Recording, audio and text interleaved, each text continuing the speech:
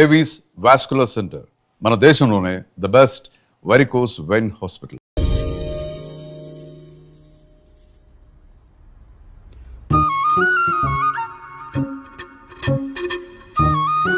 తింటారా?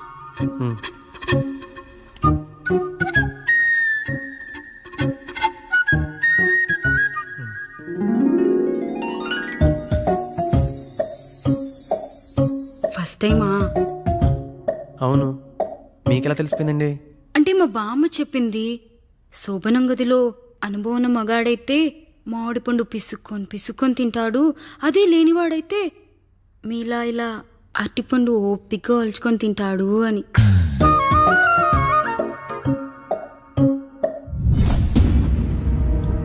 ఏంటవి? అవేంటో తెలీదా? ఫ్రెండ్స్కి పెళ్ళని చెప్తే హ్యాపీ బర్త్డే అనుకొని బెలూన్స్ ఇచ్చారు, ఫీల్ అవుతారు కదా అని 4 అక్కడ కట్టాను.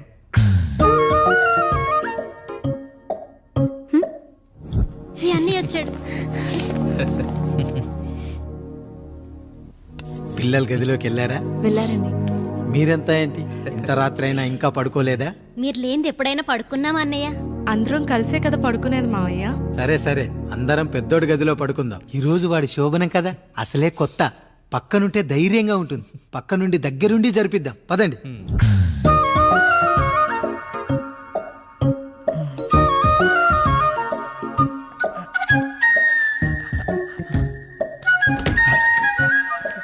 కానివ్వండి రా, కానివ్వండి కానివ్వండి. మీరేం మావయ్య ఇక్కడ పడుకుంటున్నారు? అదేంటమ్మా పెద్దోడా, చెప్పలేదా? మేమంతా కలిసే పడుకుంటామమ్మా, నువ్వు మాతో పాటే. అవును భార్గవి. మీరు ఊరుకోండి, మీరు ఇక్కడ పడుకోవడం నాకు ఇష్టం లేదు మావయ్య.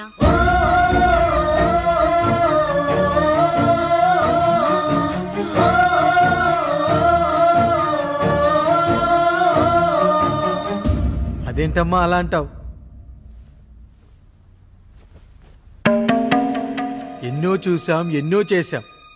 దుక్కి దున్ని కోత కోయకుండానే ఈ విత్తనాలన్నీ మొలకొచ్చాయంటావా తల్లి? అవన్నీ నాకు తెలియదు మావయ్య, మర్యాదగా బయటికి వెళ్ళండి.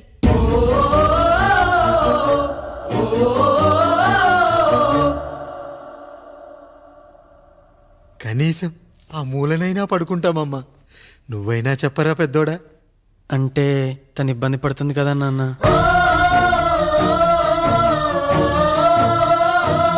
నువ్వు కూడా ఏంట్రా, పిల్లలేదో ఆశపడుతున్నారమ్మా, ఒక్కసారి ఆలోచించమ్మా.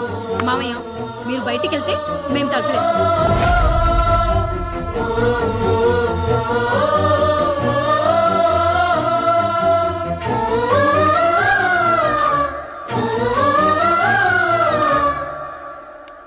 వేసుకోండి అమ్మా, వేసుకోండి, తలుపులు వేసుకోండి.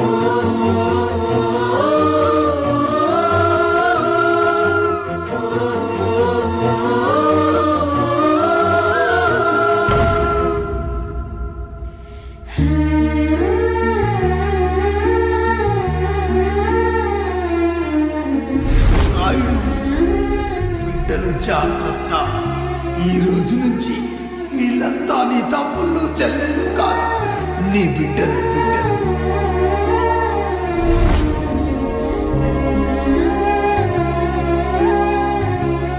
జానకి, ఏమండి? సావిత్రి, ఏమండి? లక్ష్మి, ఏమండి? మన గదిలోకి పదండి. ఇక నుంచి ఎవరి పిల్లలతో వాళ్ళ గదిలోనే పడుకోవాలి. ఇది ఈ రోజు నుంచి ఈ వంశానికి రాస్తున్న కొత్త శాసనం. అయ్యా అలా అరకండి అయ్యా, మీరు లేకుండా మేము ఎప్పుడైనా విడిగా పడుకున్నాము. అంతా కలిసే కదయ్యా పంచుకున్నాం. వెళ్ళరా వెళ్ళు, నీకు భార్య ఉంది, నీకు పడగది ఉంది. వేసుకోండి రా, మీరు వేసుకోండి, తలుపులు వేసుకోండి. మీరు కూడా ఏంటండి, పిల్లలేదు? నర్మయ్, చిన్న పిల్లల వాళ్ళని ఉయ్యాల్లో ఆడించేటప్పుడు పక్కనే ఈ నాన్న కావాలి, బడికెళ్ళేటప్పుడు పక్కనే ఈ నాన్న కావాలి, గుడికెళ్ళేటప్పుడు కూడా పక్కనే ఈ నాన్న కావాలి.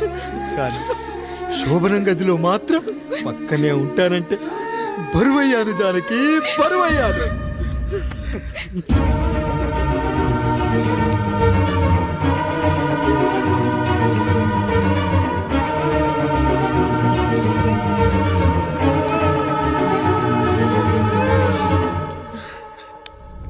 ఏంటండి ఇంకా అదే ఆలోచిస్తున్నారా? ఎలా మర్చిపోగలను లక్ష్మి? జరిగిందేదో జరిగిపోయింది, మీరు బాధపడకండి. ఎంత మాట అన్నాడో చూసావా? నా భార్య ఇబ్బంది పడుతుంది, బయటికెళ్ళండి నాన్న అన్నాడు. వాణ్ణి ఎలా పెంచాను? చదువుకుంటే పై చదువులకు వాడు వేరే ఊరు వెళ్లాల్సి వస్తుందని చదివే మాన్పించేశాను.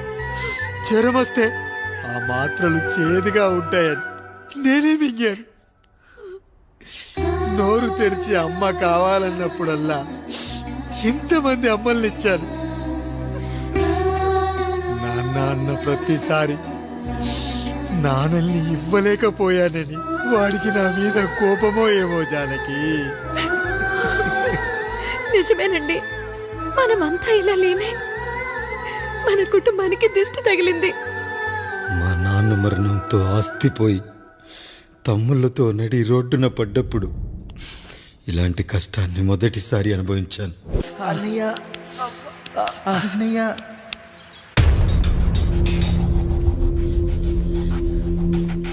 అయ్యా అయ్యా, ఏంట్రా? రోడ్డు మీద కాలు కాలుతున్నా సరే తమ్ముళ్ళు చెప్పులు లేకుండా నడుస్తున్నారయ్యా, చెప్పులు లేకుండా నడుస్తున్నారయ్యా.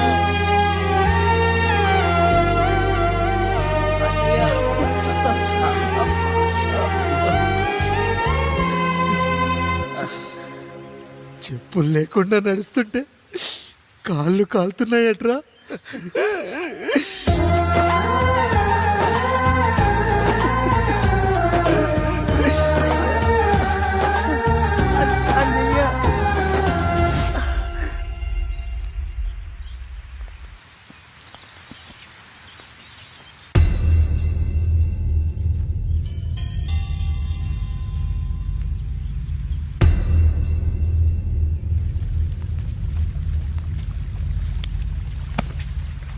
ఏరా కాముడు, అయ్యా బాధపడుతున్నావా? పెళ్ళేమైనా చేయమంటావా?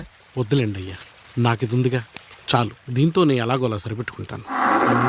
దీనితో పాటు జీవితంలో నీకు ఓ తోడు కావాలి. రే గంటోడా, అయ్యా, ఇక నుంచి కష్టాల్లో సుఖాల్లో వీడికి అన్నీ నువ్వేరా. మీరు శాసించాక నేను వేరే ఏదైనా ఆశించగలనా పెద్దయ్యా?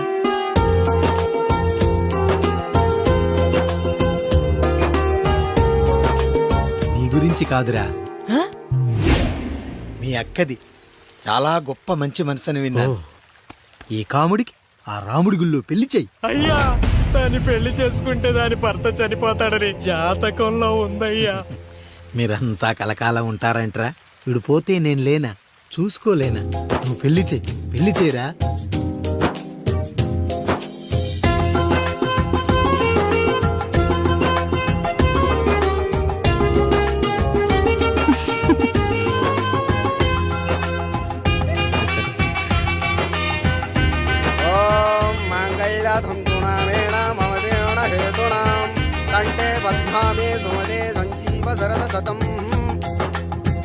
అయ్యా, ఏంట్రా?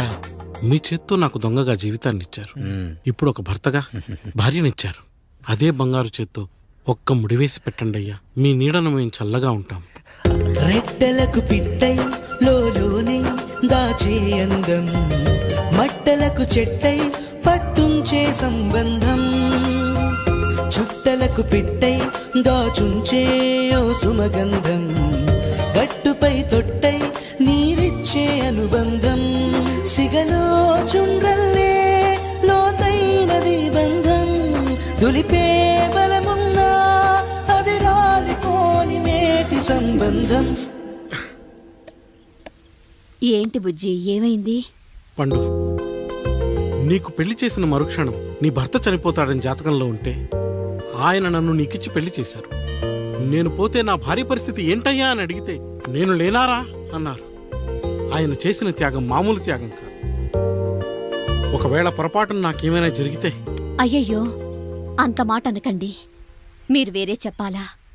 మొన్నటిదాకా తమ్ముడు, ఇప్పుడు ఈ కాముడు, తర్వాత రాయుడు.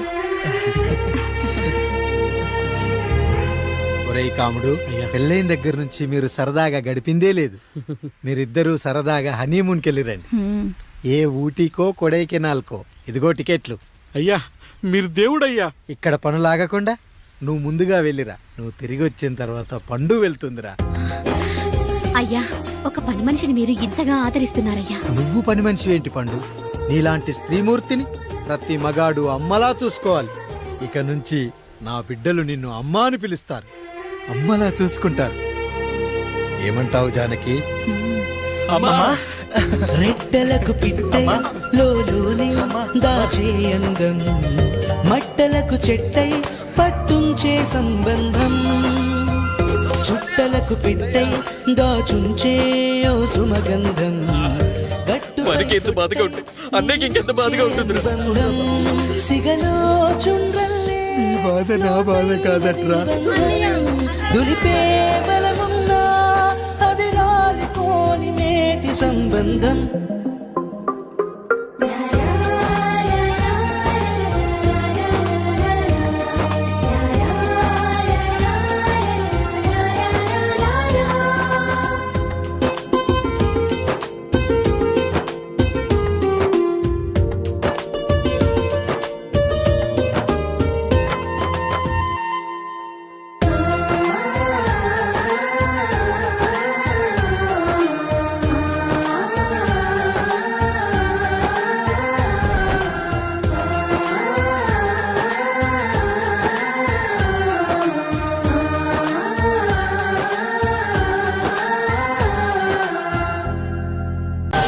అసలు నీ తండ్రి ఎవరో నీకు తెలుసా? తెలుసా? ఇదిగో ఈ కాముడేరా నీ తండ్రి. గేదె నల్లగా ఉన్నంత మాత్రాన పాలు తెల్లగా ఎలా ఉన్నాయనే కదరా నీ ప్రశ్న. దానికి సమాధానం చెప్పాలంటే ఒక వర్షం కురిసిన రాత్రి నేను 9వ నెల బాలింతగా ఉన్నప్పుడు. పండు పండు ఇదిగో. ఏమిటండి ఇది? నిద్రలేస్తే నేను, బయటికెళ్తే గంటోడు, పక్కకెళ్తే పాలేరు, ఎప్పుడూ తిరిగే తాయారు. రోజు మమ్మల్ని చూసి చూసి బిడ్డ కూడా చిట్టుమొహం వేసుకుని పుడతాడేమో అని భయంగా ఉంది. కడుపులో ఉన్నప్పుడు మనం ఎవరి మొహాలైతే చూస్తామో అచ్చం వారి పోలికలతోనే పుడతారంటారు. పొరపాటున నా పోలికలతో పుడితే? అదేంటి కాముడు, నీకేం తక్కువ? జుట్టు ఉండాల్సిన చోట లేకుండా అవసరం లేని చోట విపరీతంగా పెరిగిపోతుంది. ఆ, మనకు పుట్టబోయే బిడ్డ గొప్ప అందగాడై ఉండాలి. ఇదిగో రోజు ఈ దేవుడి ఫోటోలు చూడు, వాళ్ళలాగే అందంగా పుడతాడు. కడుపుతో ఉన్నప్పుడు ఎవరి ఫోటో చూస్తే ఆ పోలికలతో బిడ్డ పుడతాడా? కనిపించని దేవుడి పోలికలు నా బిడ్డకెందుకు? ఈ ఊరికి దేవుడు రాయుడు. నా బిడ్డ ఆయనలాగే పుట్టాలి, ఆయనలాగే పుట్టాలి.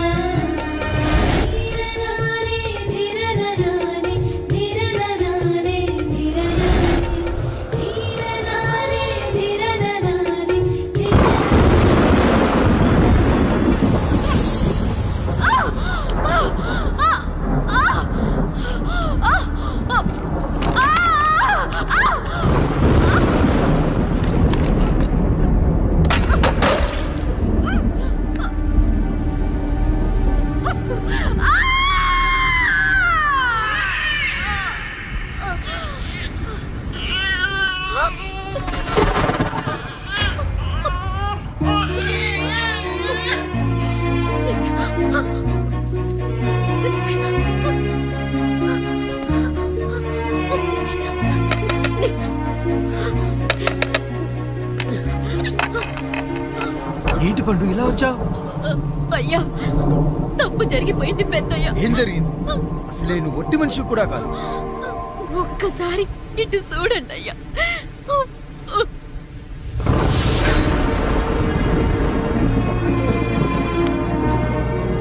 వీడేంటి అచ్చం నాలా ఉన్నాడు?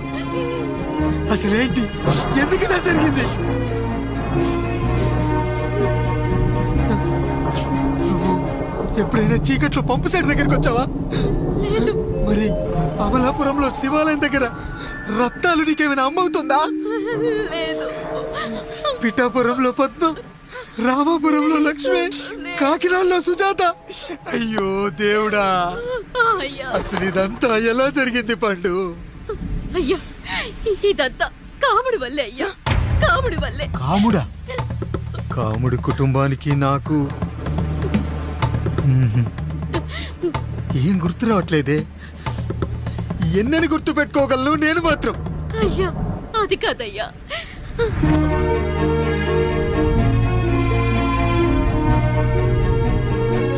అలా రోజు మీ ఫోటో చూసి చూసి అచ్చం మీలాగే పుట్టాడు. అయ్యో, నా పోలికతో బిడ్డ కావాలనుకోవడం ఏంటి పండు? నువ్విలా చేయడం ఏంటి పండు? పోలికల కోసం ఫోటోలు ఎందుకు చూసావు పండు? అందుకే కదయ్యా ముందు ఆ డైలాగ్ చెప్పాను, తప్పు జరిగిందని. ఇప్పుడు ఏం చెయ్యాలయ్యా? స్వచ్ఛమైన మన ప్రేమను ఈ పాడులోకం అర్థం చేసుకోదు. కనీసం మీ ఇద్దరి జీవితం బాగున్నా ఆనందపడేవాడి. వీణ్ణి ఇక్కడ ఉంచొద్దు పండు, బయటికి పంపించు. బయటికి పంపించి బాగా చదివించు, గొప్పవాణ్ణి చెయ్యి. వీడికి అయ్యే ఖర్చంతా నేనే భరిస్తా. అవసరమైతే ఆ డబ్బు కాముడి జీతంలో వచ్చేద్దాం. అయ్యా వెళ్లే ముందు వీడికొక పేరు పెట్టండి అయ్యా. వీడు ఇంకో రాయుడు, అంటే ఇంగ్లీష్లో అండ్ రాయుడు, అండ్ రాయుడు.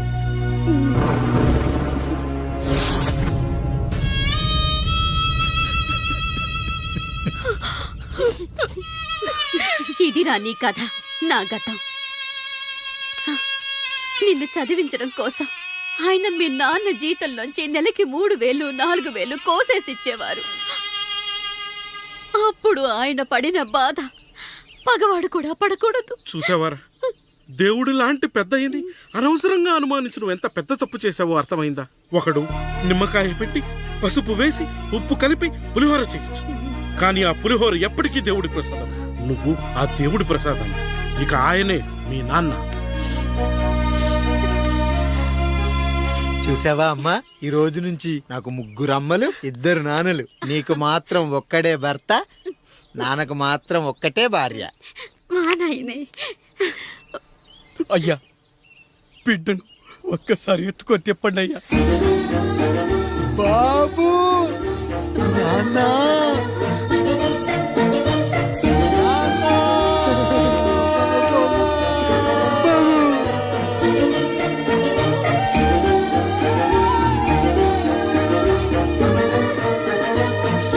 నన్ను క్షమించు నాన్న. ఇప్పటికైనా నిజం అర్థం చేసుకున్నావు. అది నాకు చాలురా, చాలు. చాలదు నాన్న, నిన్ను ఏలెత్తి చూపిన జనంతో చెయ్యెత్తి దండం పెట్టించాలి. అన్నయ్య కంటే ఆస్తి ముఖ్యమనుకున్న మన కుటుంబానికి గుణపాఠం నేర్పించాలి. ఇక నాకు వదిలే నాన్న, నేను చూసుకుంటా.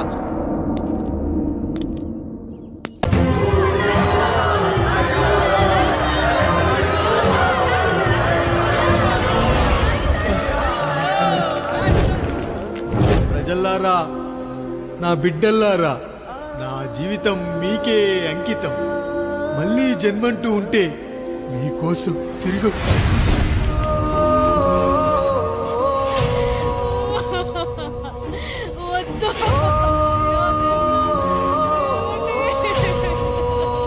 వద్దయ్యా, వద్దు, వద్దయ్యా, వద్దునే.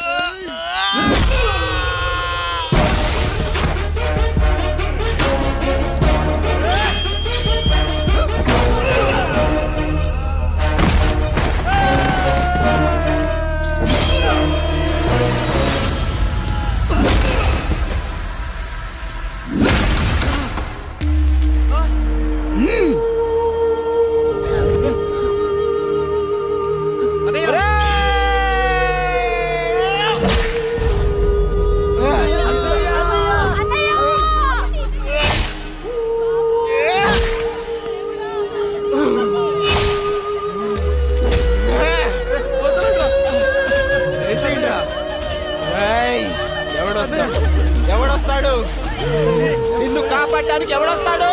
వేసేట్రా.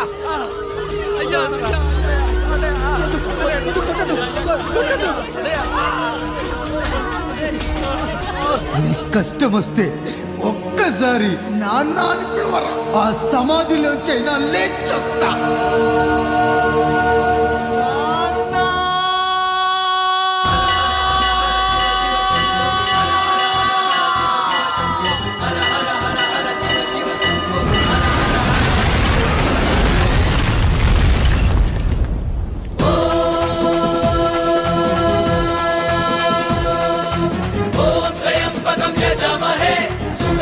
పుష్టివర్ధనం, దుర్వారుకమివ బంధనాత్, మృత్యోర్మోక్షయమాం.